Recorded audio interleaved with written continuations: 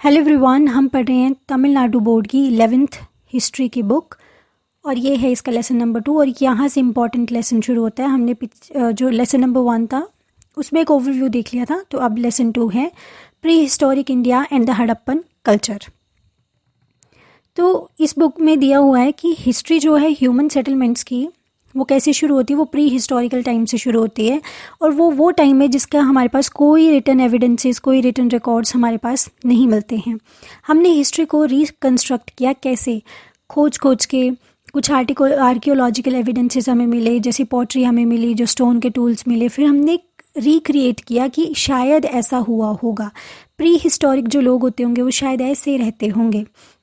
फिर हम जितना भी हमें नॉलेज मिला है हमने हिस्ट्री को फिर डिफरेंट पीरियड्स में डिवाइड कर दिया। पैलियोलिथिक मतलब old stone age, mesolithic middle stone age, Neolithic new stone age और फिर मेटल एज। अभी स्टोन एज और ये स्टोन का मतलब क्या है? स्टोन हमारी हिस्ट्री में बहुत ही ज़्यादा इंपॉर्टेंट था, आज भी बहुत इंपॉर्टेंट है, बट आज हमारे पास मेटल्स आ चुके हैं इसलिए मेटल्स ज़्यादा इंपॉर्टेंट है। तो जब मेटल्स नहीं थी तब स्टोन्स इंपॉर्टेंट थे, चाहे खाना बनाना हो, उस टाइम क्या बनाते थे इनिशियली, खाना, शिकार करना हो, किसी चीज़ को तोड़ना हो, किसी भी तरह से। और जैसे जैसे स्टोन्स रिफ़ाइन होते चले गए, जैसे जैसे हमारे वेपन्स रिफ़ाइन होते चले गए, वैसे वैसे सिविलाइजेशन और ग्रो करती चली गई।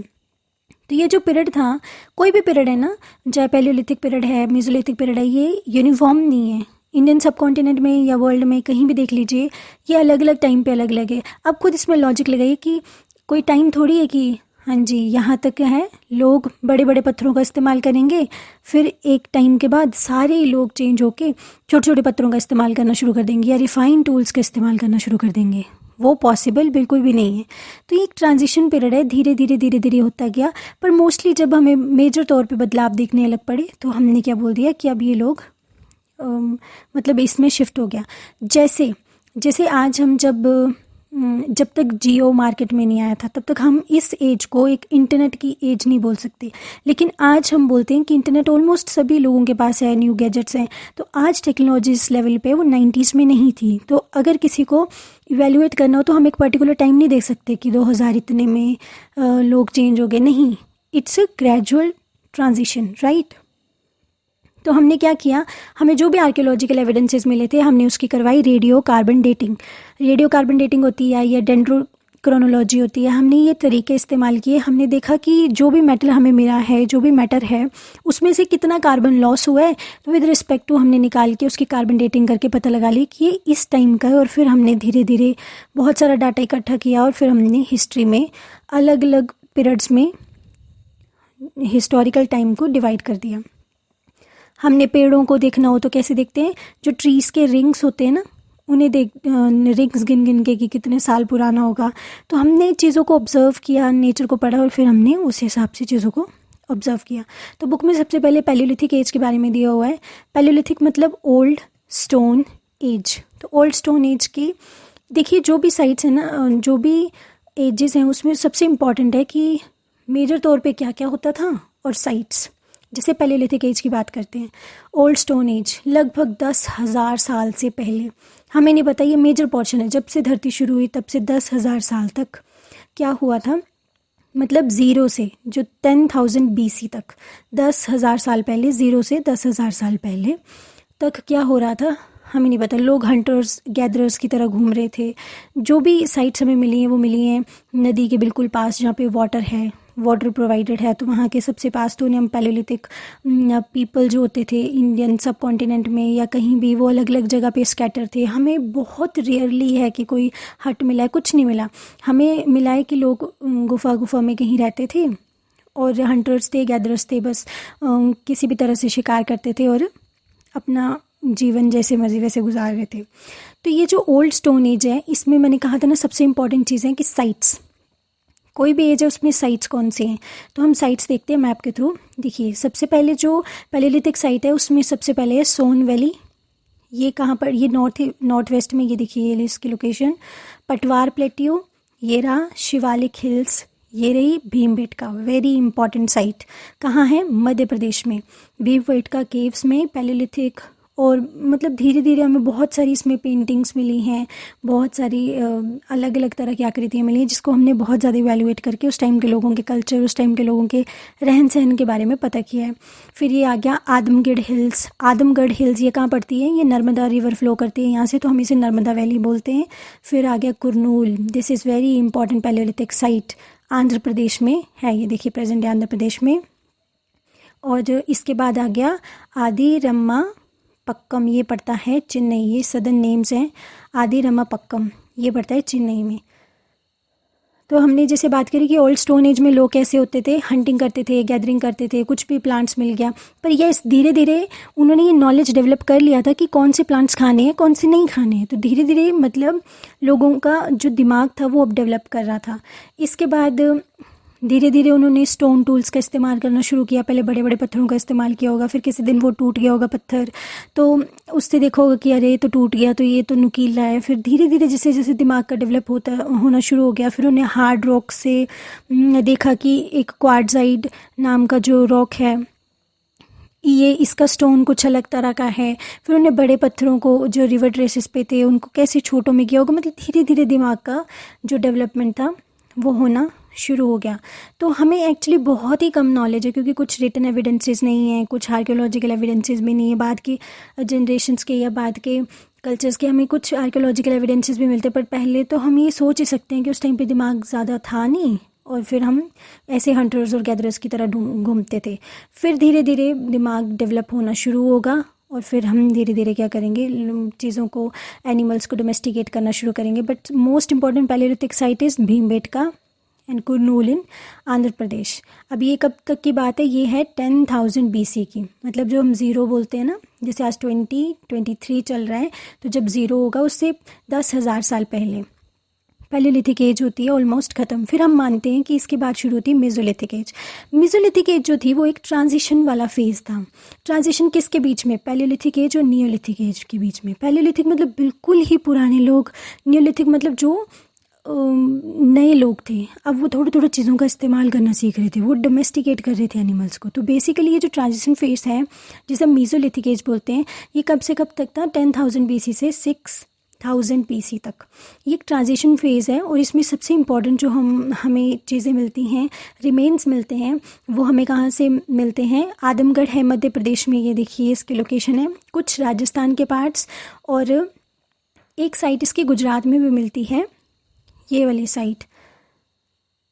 और इसके बाद कुछ उत्तर प्रदेश में, कुछ बिहार में, ये वाली जगह पे हमें इसके माइक्रोलिथ्स मिलते हैं। माइक्रोलिथ्स मतलब बहुत वो टूल्स जो माइक्रोलिथिक पीरियड के थे, वो टूल्स हमें मिलते हैं। इसके अलावा हमें कुछ पेंटिंग्स मिलती हैं, कुछ रॉक्स पे कुछ लिखा हुआ है, हम उसके कार्बन डेटिंग करते तो हमें पता चलता है मेसोलिथिक एज की थी। तो उस सबसे हमें पता चलता है कि उस तरह के लोगों की सोशल लाइफ कैसी थी, वो कैसे रहते थे, किस तरह से वो स्टोन टूल्स का इस्तेमाल करते थे। तो मतलब उन्होंने ना छोटे छोटे टूल्स बनाना शुरू कर दिए थे, जैसे 5 सेंटीमीटर इतने इतने पत्थर के नुकीले नुकीले टुकड़े। शायद उनको जैसे वो किसी को मारते थे उसमें हेल्प करता था, किसी चीज़ को काटने के लिए हेल्प करता था, खुरेचने के लिए किसी चीज़ को हेल्प करता था।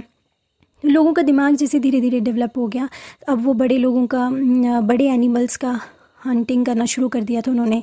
फिर एक और बहुत इम्पॉर्टेंट जो डेवलपमेंट होती है इस टाइम पे, वो होती है बो एंड एरो की, जो धनुष होता है ना, धनुष बाण की। तो मैंने कहा ना कि वो छोटे छोटे टूल्स का इस्तेमाल करना सीख गए हैं, अब छोटे छोटे वो बना रहे, तो उन्होंने कुछ तीर जैसा बना लिया, और अब उन्होंने पाया होगा कि किस तरह से इसका इस्तेमाल किया जा सकता है। और फिर धीरे धीरे धीरे करके डोमेस्टिकेशन होना शुरू होगा एनिमल्स का, और वो कैसे होगा? वो होगा नेक्स्ट स्टेज में, जिसको हम बोलते हैं नियोलिथिक एज। तो जो हमारे पास ये नियोलिथिक एज आती है, इसमें एक रिमार्केबल प्रोग्रेस है। इसमें क्या हुआ?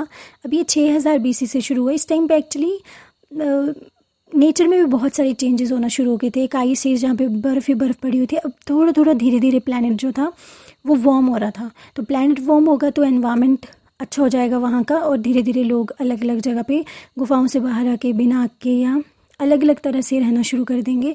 तो सबसे इम्पॉर्टेंट जो एक साइट मिलती है हमें नियोलिथिक एज में, वो कश्मीर वैलीज़ में बहुत सारी साइट्स मिलती हैं। फिर चिरांद है एक बिहार में, ये वाली साइट लोकेशन। बेलन वैली है उत्तर प्रदेश में। Very important. Neolithic sites, Mesolithic sites, Palaeolithic sites आपको बिल्कुल अच्छे से याद होनी चाहिए, और डेक्कन में एरिया में बहुत सारी साइट्स हैं। इसके अलावा नियोलिथिक साइट्स में कर्नाटका में हमारे पास 4 साइट्स आती हैं। मस्की, हेयर लोकेशन, ब्रह्मगिरी ये रही लोकेशन, हलूर ये रही लोकेशन, और कोडेकल ये रही लोकेशन। इसके अलावा पेयमपल्ली तमिलनाडु ये रही लोकेशन, और अटनूर आती है आंध्र प्रदेश में। तो कौन कौन थी? मस्की, ब्रह्मगिरी, हलूर, कोडेकल ये पड़ेगी कर्नाटका में, फिर आएगी पेयमपल्ली तमिलनाडु, फिर आगी उटनूर ये आगी आंध्र प्रदेश में। तो ये हमारे पास साइट्स थी नियोलिथिक एज की। तो नियोलिथिक एज में हमने क्या देखा? अब देखो, जब नियोलिथिक एज में अब एनवायरनमेंट अच्छा हो रहा है तो अब लोग बाहर रह सकते हैं, तो अब रह सकते हैं, तो अब लोगों ने अब तक छोटे छोटे टूल्स बनाना सीख लिया है। अब धीरे धीरे क्या होगा कि लोग एक साथ रहना शुरू होंगे। एक साथ रहना शुरू होंगे तो एग्रीकल्चर करना शुरू करेंगे। एग्रीकल्चर करेंगे तो एनिमल्स को धीरे धीरे डोमेस्टिकेट करना शुरू करेंगे। डोमेस्टिकेट करेंगे तो फिर अच्छी पॉटरी बनाएंगे। पॉटरी बनाने के लिए चाहिए व्हील, चाहिए तो व्हील का आविष्कार होगा। अब लोग एक विलेज कम्युनिटीज़ में रहेंगे तो लोगों के बीच में इंटरेक्शन बढ़ेगा, कल्चर बढ़ेगा। तो इस वजह से क्या होता है कि धीरे धीरे धीरे करके अब विलेजेस डेवलप होना शुरू हो जाएंगे। तो ये इम्प्रूवमेंट है बहुत ज़्यादा। धीरे धीरे करके स्टोन टूल्स बहुत रिफ़ाइन होते चले जाएंगे। अब एक्सेस बनना शुरू होंगी, अब मड ब्रिक्स के हाउसेस बनना शुरू होंगे, क्योंकि पहले एक साथ रहना शुरू हुए ना, तो अब हट्स बनेंगे, अलग अलग तरह की पोट्री बनेगी, और धीरे धीरे फिर लोगों की डेथ होगी तो एक कल्चर के थ्रू उनको बरियल प्रैक्टिसेस शुरू होंगी। उस टाइम पे अर्न्स होते थे ना, जो कलश होते वो बड़े बड़े बनाए जाते थे ताकि डेड लोगों को उसमें दबाया जा सके। फिर एग्रीकल्चर का इम्प्रूवमेंट होना शुरू होगा। लोग बार्ले उगाएंगे, wheat, rice, millets are very important that time in Indian subcontinent. तो वो उगाएंगे, और वो उगाएंगे तो अलग अलग टाइम पे फिर धीरे धीरे राइस का कल्टीवेशन एक बहुत एक्सटेंसिवली होता है। कहाँ? ईस्टर्न इंडिया में। ईस्टर्न इंडिया में राइस कल्टीवेशन बहुत ही एक्सटेंसिव तौर पे देखा गया है, जैसे बुक में मेंशन है। और उसके बाद डोमेस्टिकेशन होगा, शिप्स का, गोट्स का, केटल्स का। केटल को वो कल्टीवेशन के लिए इस्तेमाल करना शुरू करेंगे, ट्रांसपोर्ट के लिए। और फिर ह्यूमन जो है वो विलेजेस के फॉर्म में कम्युनिटीज़ बनना शुरू हो जाएंगी। फिर लोग कपड़े भी पहनेंगे तो कॉटन, वूल ये सब मतलब इन सब का डेवलपमेंट शुरू होगा।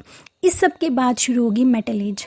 ये सबसे इम्पॉर्टेंट एज है, क्योंकि अभी तक तो स्टोन ही चल रहा था। अब जैसे ही मेटल्स का आविष्कार होना शुरू होगा, ह्यूमन इंटेलेक्ट भी अलग अलग जगह पे पहुंच जाएगा। तो हम ये नेक्स्ट वीडियो में कवर करेंगे। Thank you.